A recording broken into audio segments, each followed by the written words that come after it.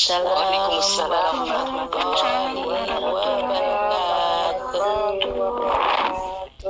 Bismillahirrahmanirrahim. Alhamdulillahirabbil alamin wassalatu wassalamu ala sayyidina Muhammadin wa ala alihi washabihi ajma'in, amma ba'du.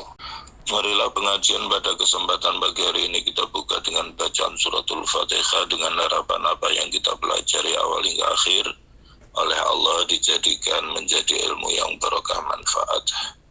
Ala hadiniyah wa ala kulli niyatin sholihah. Al-Fatihah. A'udzubillahi minasyaitonirrajim. Bismillahirrahmanirrahim. Alhamdulillahirabbil alamin arrahmanirrahim maliki yaumiddin. Iyyaka na'budu wa iyyaka nasta'in. Ihdinas siratal mustaqim. Shiratal ladzina an'amta 'alaihim ghairil maghdubi 'alaihim waladdallin. Amin. Ya Rabb. Marilah kita lanjutkan halaman 13. Faslun wa alaika bitamasuki bil kitabi wal sunnah wal i'tisam bihima fa innahuma dinullah al-qawim wa siratuhul mustaqim man akhadha bihima salima wa ghanima wa rasyada wa usima wa man hada anhuma dhalla wa nadima wa halaka wa kusima faj'alhuma hakimaini alaika wa mutasarrifaini fika warji ilaihima fi kulli amrika mumtasilan li wasiyatillah wa wasiyati rasulihi. Hendaknya engkau senantiasa berpegang teguh terhadap Al-Quran dan hadis dan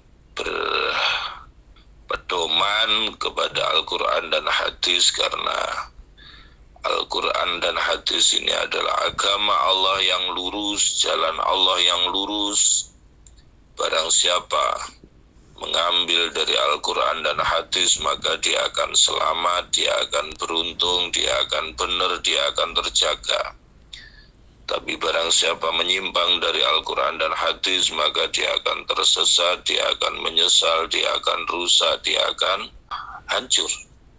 Maka jadikanlah Al-Quran dan hadis ini menjadi juru hukummu dan yang memerintahmu. Kembalikan segala urusanmu kepada Al-Quran dan hadis dan senantiasa mengikuti wasiat Allah dan wasiat Rasulnya. Allah Ta'ala berfirman, ya ayyuhallazina amanu ati'ullah wa ati'ur rasul wa ulil amri minkum فَإِنْ تَنَازَعْتُمْ فِي شَيْءٍ فَرُدُّوهُ إِلَى اللَّهِ وَالرَّسُولِ إِلَى الْكِتَابِ وَالسُّنَّةِ وَقَالَ رَسُولُ اللَّهِ صَلَّى اللَّهُ عَلَيْهِ وَسَلَّمَ أُوصِيكُمْ بِمَا إِنْ اعْتَصَمْتُمْ بِهِ لَنْ تَضِلُّوا أَبَدًا كِتَابِ اللَّهِ وَسُنَّتِي فَإِنْ سَرَّكَ أَنْ تَكُونَ عَلَى الْهُدَى سَالِكًا لِلْمَحَجَّةِ الْبَيْضَاءِ allati la iwaja fiha wa la amta fa'arid jami'a niyatika wa akhlaqika wa amalika wa aqwalika 'alal kitab wa sunnah fa khudh ma wafaqa wa da' ma khalafa wa amal 'alal ihtiyat wa tabi' al ahsan abada wa la tabtadi fid din wa la tattabi' ghaira sabilil mu'minin fatakhsura ad-dunya wal akhirah dzalika huwal khusranul mubin. Wa iyyaka wa muhdatsatil umur wa mukhtalafatil ara'. Allah Ta'ala berfirman, hei orang-orang yang beriman, taatlah kepada Allah, taatlah kepada Rasul dan ulil amri di antara kamu, yaitu yang orang yang mengurusi urusanmu.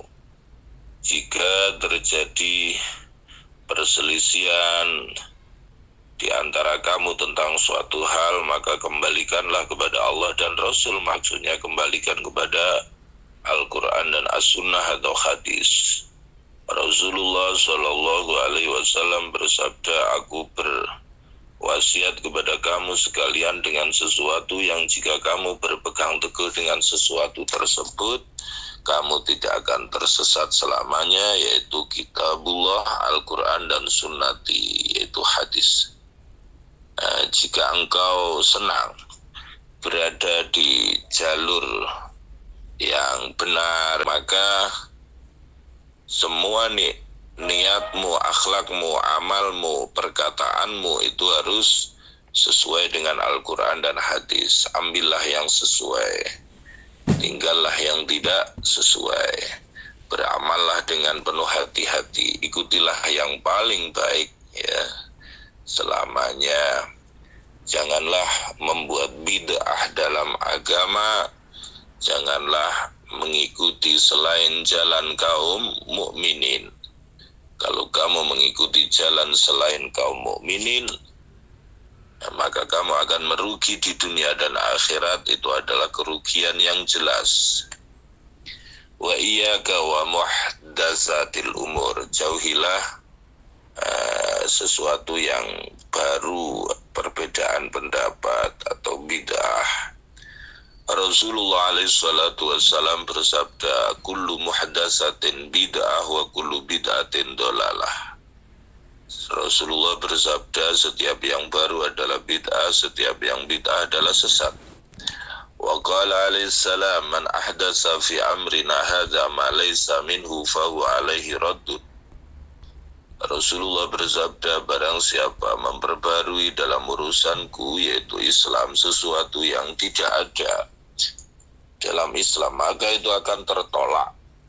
Wal bid'ah salasun, bid'ah itu ada 3 macam. Yang pertama bid'ah hasanah, wa hiya ma ra'ahu a'immatul huda mimma yuwafiqu al-kitab was sunnah min haitsu isaril aslah wal anfa wal ahsan. Wa dzalika ka jam'il Qur'an fi mushafin li Abi Bakrin. Yang pertama, bid'ah itu ada bid'ah hasanah, sesuatu yang baru yang tidak ada di masa Rasulullah tapi itu baik. Apa itu bid'ah hasanah? Yaitu sesuatu yang menurut imam-imam kaum muslimin itu sesuai dengan Al-Quran dan hadis, karena memilih yang paling maslahat, yang paling bermanfaat, yang paling baik, yaitu contohnya seperti dikumpulkannya Al-Quran dalam satu mushaf atas inisiatif sahabat Abu Bakar.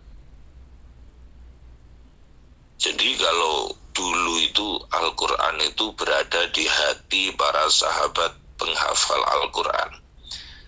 Tapi suatu saat dalam sebuah peperangan itu banyak para sahabat yang hafal Al-Quran itu kemudian wafat. Akhirnya sahabat Abu Bakar punya inisiatif, ini Al-Quran harus dikumpulkan dalam satu mushaf agar generasi-generasi setelah sahabat ini tetap bisa membaca, mempelajari dan memahami Al-Quran. Maka inisiatif yang dilakukan oleh sahabat Abu Bakar itu adalah bid'ah hasanah, sesuatu yang baru tapi baik ya. Sehingga dengan adanya Al-Quran dikumpulkan dalam satu mushaf, sampai saat ini kita bisa membaca dan mempelajari Al-Quran. Di masa Rasulullah tidak dikumpulkan dalam satu mushaf. Kemudian termasuk bid'ah hasanah yaitu adalah nasbud diwan wasolatit tarawih li Umar ya. Nasbud diwan ya, misalnya tentara perang itu dicatat ya, mendapatkan gaji ya. Nah, itu inisiatif Sayyidina Umar. Sholat tarawih dilakukan 20 rakaat ya, berjamaah tertib, itu inisiatif Sayyidina Umar ya. Wa tartibil mushaf, tertibnya mushaf. Azan yang pertama di hari Jumat itu inisiatif Sayyidina Utsman ya. Dulu zaman Rasulullah azannya sekali, tapi ketika kaum muslimin sudah semakin banyak, maka atas inisiatif Sayyidina Utsman azan Jumat itu 2 kali. Yang pertama untuk nunggu jamaah-jamaah itu biar mulai datang kepada masjid ya. Itu baru tapi baik ya. Wa ahkami kita lil bughat li aliyin radhiyallahu anhu wal khulafa al-arba'ah. dan hukum memerangi pemberontak ya. Nah, seperti yang dilakukan oleh Sayyidina Ali dan Khulafaur Rasyidin. Ini adalah sesuatu yang baru tapi baik. Yang kedua yaitu adalah as-saniyatu bid'ah mazmumah ala lisani zuhdi wal qana'ah faqat wa dzalika katawassu fil malabis wal ma'kal wal masakin al mubahat. Yang kedua adalah bid'ah yang tercela kalau dilihat dari sudut pandang zuhud dan qanaah saja. Contohnya seperti berlebih-lebihan dalam urusan pakaian, makanan, rumah, ya, tempat tinggal. Wasaniyatu bid'ah mazmumah mutlaqah. Yang ketiga adalah bid'ah yang tercela secara mutlak, yaitu sesuatu yang tidak sesuai dengan nas Al-Quran dan hadis dan bertentangan dengan ijma'ul ummat. Waqad waqa'a min hadzal naw' lil mubtadi'ah katsirun min fil usul wa qalla wuquhu fil furu'. Dalam hal ini banyak terjadi bagi ahli bid'ah itu kebanyakan dalam hal yang bersifat usul, sedikit yang bersifat furu'. Wa kullu man lam yubalik fi tamassuk bil kitab wa sunnah wa lam yabzul wus'ahu fi mutaba'atir rasul wa huwa ma'a dzalika yadda'i anna lahu makanatan min Allah ta'ala fala taltafit ilaihi wa la ta'ruj alaihi wa in tara fil hawa wa ma sya'alal ma' wa tuyat lahul masafat wa kharaqat lahul adat fa inna zalika yaqau katsiran lisyayatin was saharah wal kuhan wal mu'arrafin wal munajjimin wa ghairihim min ad-dhalal wa la yakhruju mislu zalika an kaunihi istidrajan wa talbisan ila kaunihi karamah aw ta'yidan illa wujudal istiqamah fi man lahara alaihi. وهذا المغرور وأمثاله إنما يلبسون على الغوغاء والسفالة الذين يعبدون الله على شك. Setiap orang yang tidak sungguh-sungguh dalam berpegang kepada Al-Quran dan hadis, tidak mencurahkan segenap kemampuannya untuk mengikuti Rasul, tapi kemudian dia mengklaim bahwa dirinya punya kedekatan dengan Allah, kamu jangan noleh sama dia. Walaupun dia bisa terbang ya, di udara, dia bisa berjalan di atas air, perjalanan yang jauh bisa ditempuh dengan cepat ya, atau hal-hal yang khariqul adat ya, tidak sesuai kebiasaan yang lain.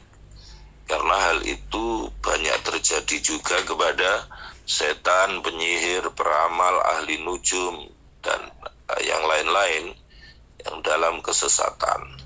Kadang hal itu muncul karena merupakan istidraj, seakan-akan itu seperti karomah ya. Tapi karomah yang sesungguhnya adalah ketika kita bisa istiqomah dalam taat dan ibadah. Orang yang tertipu seperti ini banyak menipu kepada orang-orang yang rendah, orang-orang yang beribadah kepada Allah tapi dengan keraguan.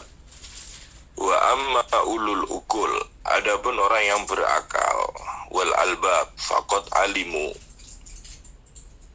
maka dia mengetahui bahwa perbedaan kaum mukminin dalam dekatnya kepada Allah itu sesuai dengan perbedaannya dalam mengikuti Rasul.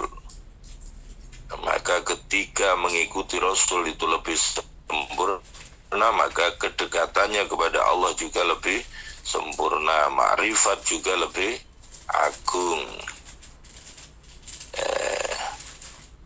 Syekh Abu Yazid Al-Bastami suatu saat akan berziarah kepada seseorang yang terkenal bahwa dia adalah seorang wali. Kemudian Syekh Abu Yazid Al-Bastami duduk ya di masjid menunggu orang tersebut. Ketika orang tersebut keluar dari masjid, tiba-tiba orang itu membuang ingus, umbel, terus diusapkan di tembok masjid. Akhirnya si Abu Yazid Al-Bastami pulang dan tidak jadi nemui orang tersebut. Dan si Abu Yazid berkata, bagaimana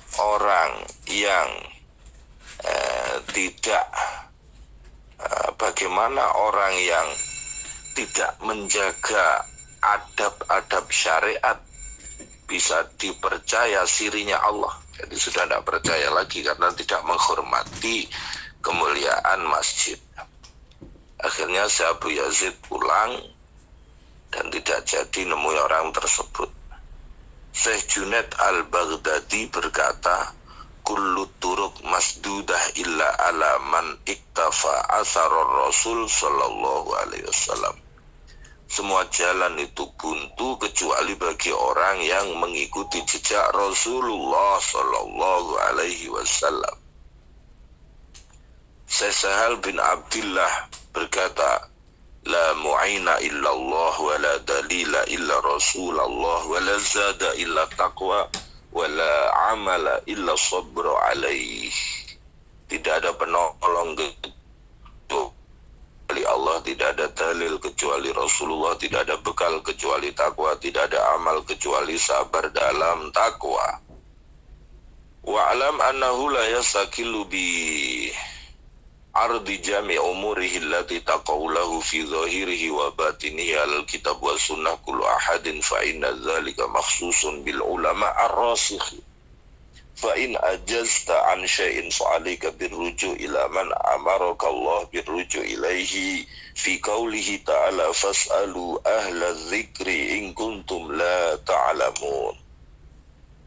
Ketahuilah jika kamu tidak bisa menilai amalmu zahir batin apakah sesuai dengan Al-Quran dan hadis atau tidak, maka bisa engkau mengembalikan hal itu kepada ulama, karena Allah memerintahkan fas'alu ahla dzikri in kuntum la ta'lamun, bertanyalah kepada ahli zikir jika kamu tidak tahu. Siapa itu yang dimaksud ahli zikir? Wa ahlu zikri al-ulama'u billah wa bidinihi al-amiluna bi ilmihim ibtigha'a wajhillahi ta'ala az-zahiduna fid dunya alladzina la tulhihim tijaratun wa la bai'un an dzikrillahi ta'ala ad-da'una ila Allah ala basiratin al-mukashafuna bi asrarillah. Waqad azza ala basitil ardi wujudu wahidin min haula'i hatta laqad za'ama jama'atun minal akabir annahum mafkuduna wal haq annahum mawjudun walakin qad satarahumullahu birida'il izzah wa daraba alaihim suradiqatil ikhfa li ghaflatil khasah wa i'radil amah faman talabahum bisidqin wa jiddin fi dzalika lam yu'awwizu insyaallah ta'ala wujudu wahidin minhum fasidqu say'un la yudau ala syai'in illa qata'ahu wal ardu la takhlu min qa'imin lillah bihujjatin. Ahli zikir itu adalah ulama billah, ulama yang makrifat billah dan agamanya Allah, yang mengamalkan ilmunya dengan senantiasa berharap ridho Allah, yang zuhud di dunia, yang tidak disibukkan oleh perdagangan dan jual beli dari berzikir kepada Allah, yang senantiasa mengajak kepada Allah, senantiasa mukasyafah, terbuka dari sirinya Allah, sehingga seakan-akan di muka bumi ini keberadaan ulama dengan kriteria seperti itu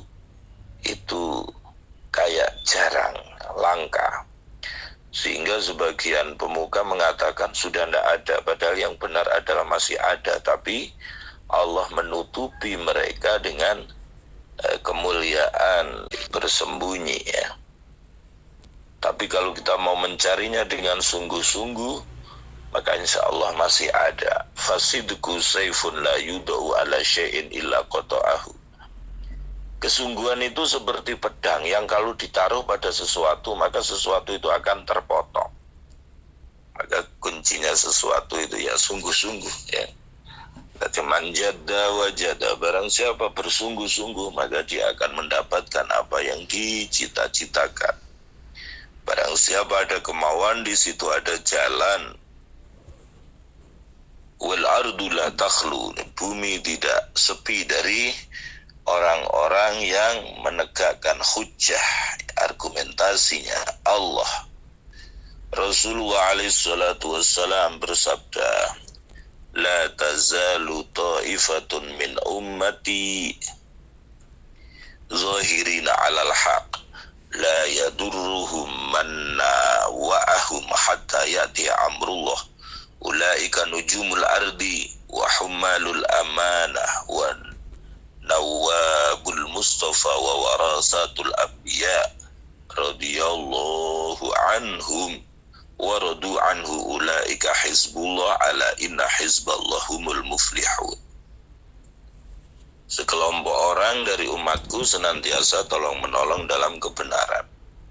Tidak akan membahayakan mereka orang yang memusuhi mereka sampai datang perintah Allah. Mereka itulah bintangnya bumi, pemikul amanah ya, yang menggantikan tugas dari Rasulullah dalam berdakwah, pewaris para nabi radhiyallahu anhum. Mereka itulah bolonya Allah ya. Ingatlah bahwa sesungguhnya bolonya Allah itu adalah orang-orang yang beruntung. Faslun, hendaknya engkau memperbaiki etikotmu, meluruskan etikotmu mengikuti kelompok yang selamat, yaitu yang dikenal di antara firqah-firqah, kelompok-kelompok Islam dengan nama Ahlus Sunnah wal Jamaah, yaitu orang-orang yang berpegang teguh dengan ajaran Rasulullah Shallallahu Alaihi Wasallam dan para sahabatnya.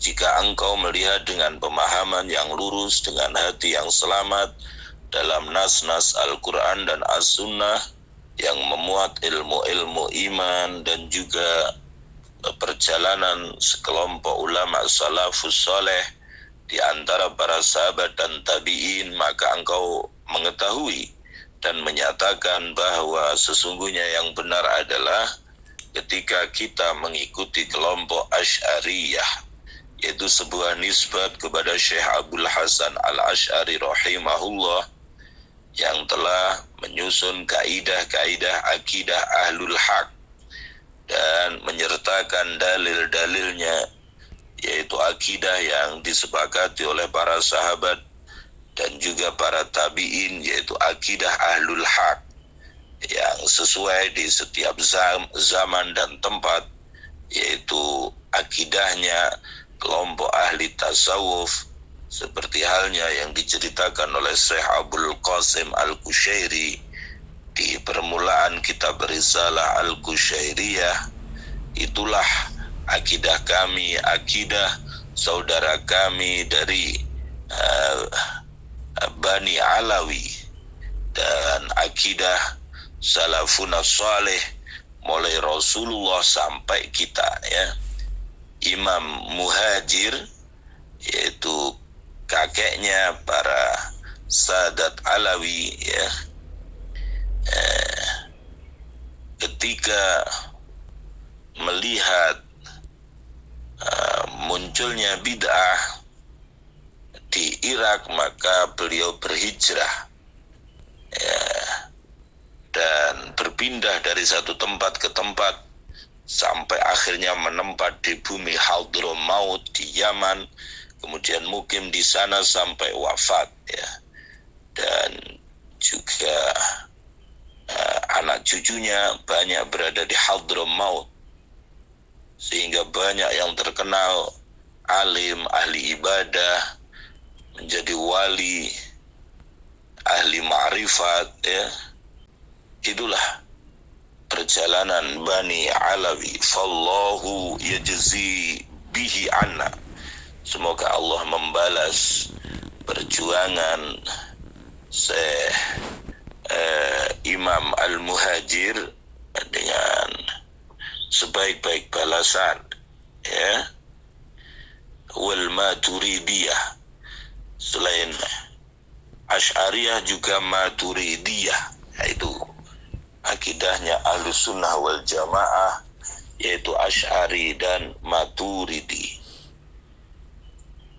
Wa yambagi likulli mu'minin, sebaiknya bagi seorang mukmin untuk memperbaiki akidahnya dengan menjaga akidah dari para imam yang sudah disepakati kemuliaannya dalam ilmu, seperti akidahnya Imam Ghazali yang diterangkan dalam kitab Ihya pasal awal. Maka hendaknya engkau mengikuti hal tersebut. Jika engkau kepingin tambahan, lihatlah kitab Risalah Qudusiyah di pasal 3 kitab Ihya, ya. Jangan terlalu masuk dalam ilmu kalam. Walakin in aradta tahaqquqak, tetapi kamu ketika ingin sampai kepada ma'rifat, hendaknya engkau menempuh tarekat, yaitu senantiasa bertakwa zahir batin, mentadabburi ayat dan hadis, dan berpikir tentang kerajaan langit dan bumi dengan mengambil pelajaran, membersihkan akhlak, dan juga dengan cara riyadhah, membersihkan cerminnya hati dengan berzikir, berfikir, dan berpaling dari sesuatu yang menyibukkan dari fokus kita. Itulah cara kalau kepingin berhasil. Kalau kamu mau menempuhnya, kamu akan mengetahui apa yang kamu cari, apa yang kamu senangi. Wasufiyah innama jahadu nufusahum wa balagu fi riyadatiha wa qata'uha an adatiha wa ma'lufatiha li'ilmihim bitawakkufi husuli kamalil ma'rifat ala zalika wa ala kamalil ma'rifat yatawaqqafu at-tahaqquq bimaqamil ubudiyah alladhi huwa bughyatul arifin wa umniyatul muhaqqiqin radhiyallahu anhum ajma'in.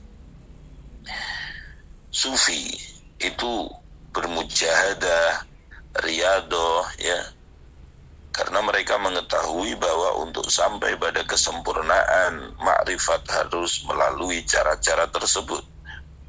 Kalau sudah makrifatnya sempurna, akan sampai kepada hakikat, yaitu mengetahui maqam ubudiyah, dan itu adalah yang dicari ahli makrifat, yang diharapkan oleh ahli hakikat radhiyallahu anhum ajma'in. Inilah yang bisa kita bahas dalam kesempatan pagi hari ini, yaitu halaman 13 dan 14 dari kitab Risalatul Mu'awanah.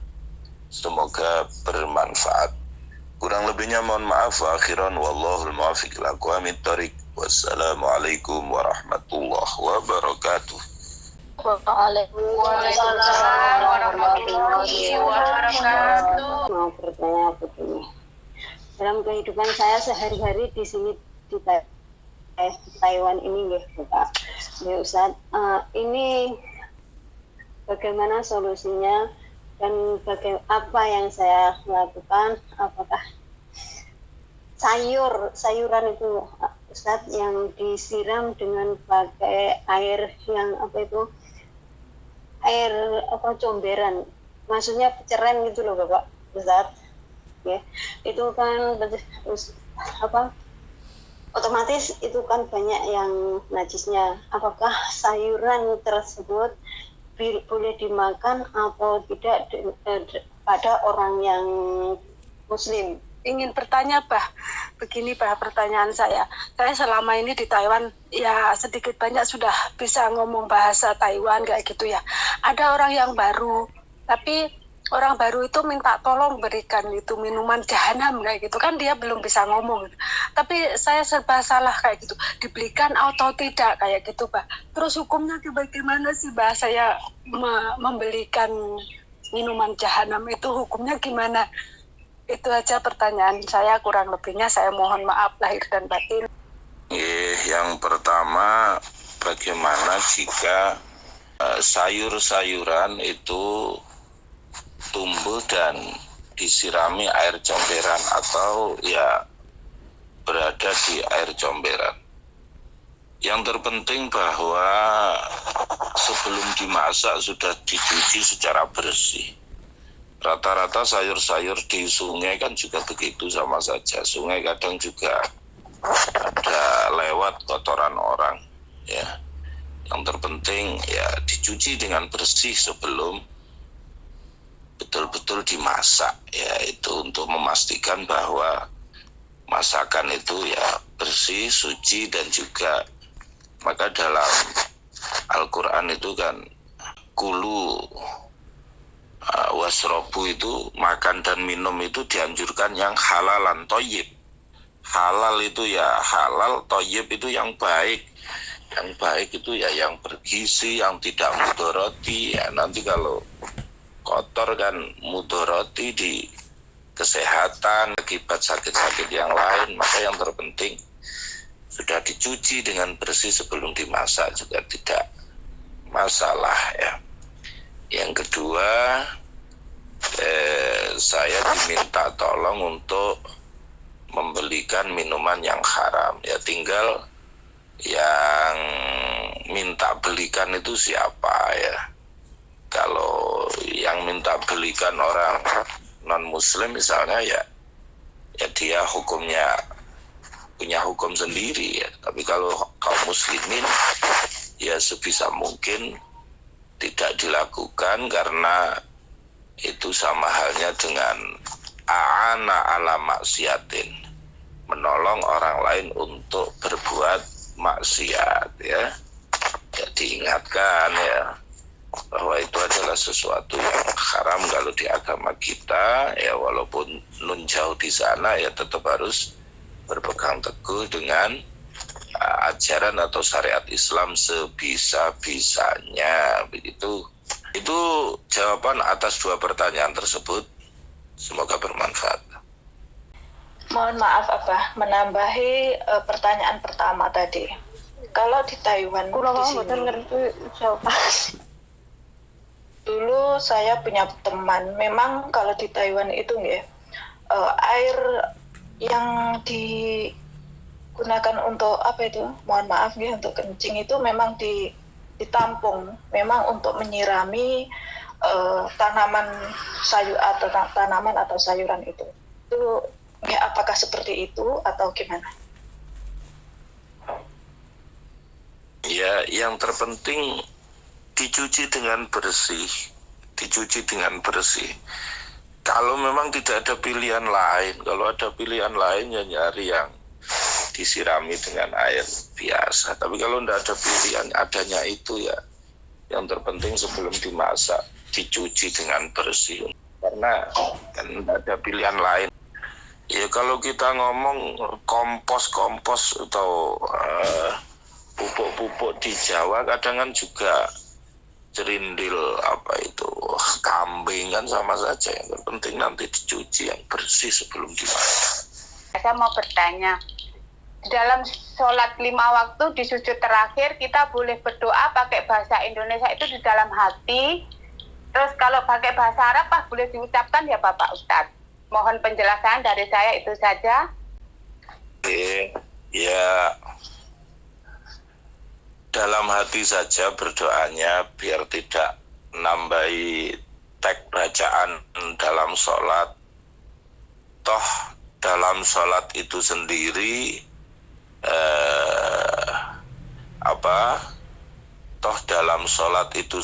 mulai awal sampai akhir itu sudah doa, ya.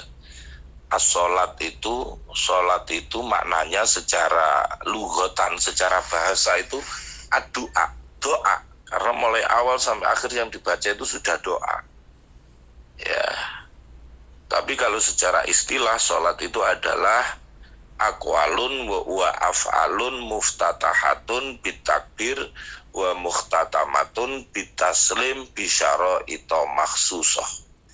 Sholat adalah beberapa perkataan, beberapa perbuatan yang dimulai dengan takbiratul ihram dan diakhiri dengan salam dengan beberapa syarat yang ditentukan, ya. Itu kalau mau misalnya lebih khusyuk lagi, misalnya ya setelah sholat khusus untuk sujud dan berdoa, misalnya mengamalkan hadis aqrabu ma yakunul abdu baina rabbihi wa huwa sajidun, suatu keadaan di mana seseorang itu merasa dekat dengan Tuhannya adalah ketika dia sedang bersujud. Itu berdoa di situ juga bagus. Begitu Ibu, semoga bermanfaat. Bismillahirrahmanirrahim. Allahumma shalli ala sayyidina Muhammad wa ala ali sayyidina Muhammad walhamdulillahirabbil alamin. Allahumma sallimna wal muslimin wa afina wal muslimin wa tufbina wal muslimin wa akfina wa iham syarra masaibid dunya wa din. Rabbana hab lana min azwajina wa dzurriyyatina qurrata a'yun waj'alna lil muttaqina imama. Allahumma barik lana fi auladina wa talamidina wa tilmidatina wa la tadurhum wa fikum li ta'atika wa ta'ati rasulik warzuqni birahum. Allahumma salli ala sayyidina Muhammadin tibbil qulubi wa iha wa afiyatil abdan wa shifaiha nuril absar wa diyaiha wa ala alihi washabihi wasallim. Allahumma salli ala sayyidina Muhammadin bi'adadi anwar rizqi wal futuhat ya basikal ladhi yamsudu rizqa lima yasha'u bisud alaina rizqan wasi'an min kulli jihatin min khazaini ghaibika bighairi minnati makhluqin bimahdi fadlika ya rahman. Allahumma ighfir lana dhunubana wa liwalidayna warhamhuma kama rabbayana shaghira. Rabbana atina fid dunya hasanah wa fil akhirati hasanah wa qina adzabannar. Subhana rabbika rabbil izzati amma yasifun wassalamun alal mursalin walhamdulillahi rabbil alamin bi barakatil Fatihah. A'udzu billahi